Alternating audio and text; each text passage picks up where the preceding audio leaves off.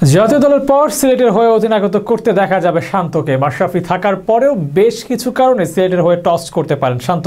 তার নেতৃত্বে বাংলাদেশ দল এখন দারুণ করছে, একের পর এক ইতিহাস রচনা করছে। নিউজিল্যান্ডের বিপক্ষে তাদের মাটিতে 3 ফরম্যাটে জয় পাওয়ার রেকর্ড শান্তর হাত ধরে পূর্ণতা পেয়েছে। আর এর সাথে এবার গতবারের রানার্স আপ দলটির আর্মব্যান্ডটিও উঠতে পারে তার হাতে। কেন, কি কারণে তা নিয়ে বিস্তারিত জানাবো প্রতিবেদনে। 19 জানুয়ারি মাঠে গড়াবে বিপিএল। উদ্বোধনী দিনের দ্বিতীয় খেলায় সিলেট মুখোমুখি হবে চট্টগ্রামের। সে ম্যাচে খুব সম্ভবত ক্যাপ্টেন হিসেবে টস করবেন নাজমুল শান্ত, যিনি এখন ভারপ্রাপ্ত অধিনায়ক হিসেবে আছেন বাংলাদেশ জাতীয় দলের। তার অধিনায়কত্বে বাংলাদেশ রীতিমতো ইতিহাস লিখছে। সিলেট টেস্ট জয়, নিউজিল্যান্ডের মাটিতে কিউইদের অনলি টি20 ম্যাচ হারানো, এসব নজির গড়ছেন শান্তর দল। কিন্তু এবার বিপিএলে শান্ত এক্সপেরিয়েন্স করতে পারেন ক্যাপ্টেন্সি। যদিও এর আগে বিপিএলে ক্যাপ্টেন্সি করেছেন শান্ত, কিন্তু এবার মাশরাফি বিন মর্তুজা সিলেটে থাকার পরেও ক্যাপ্টেন্সি করতে পারেন দেশসেরাই ব্যাটার।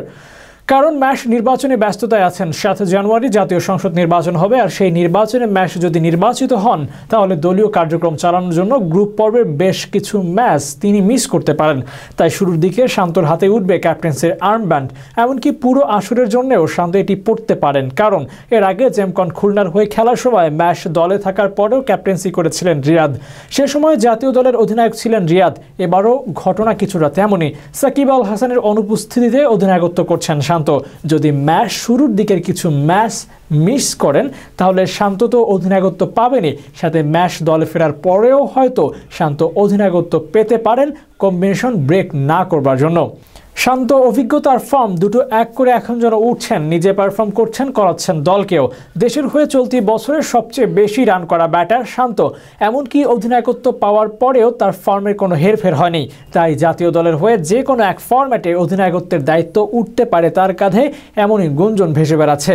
আর এমনটা হলেও মন্দও হবে না। তরুণদের সাথে মিশে যাওয়া, তারুণ্য ব্যবহার করে ভালো পারফরমেন্স আদায় করে নেওয়ার কাজটা ভালোই করতে পারেন। এমনকি শান্ত নিজেও বেশ উপভোগ করছেন ক্যাপ্টেন্সি। দীর্ঘমেয়াদী অধিনায়ক করার জন্য যাদের দিকে বোর্ড নজর রাখছে তাদের মধ্যে একজন শান্ত। তাই বিপিএল কিংবা আন্তর্জাতিক ক্রিকেট সবখানেই অধিনায়কত্ব পাওয়ার দৌড়ে এগিয়ে থাকবেন শান্ত। খুব সম্ভবত সিলেটের হয়ে পুরো আসর জুড়ে টস করতে পারেন এই ব্যাটার।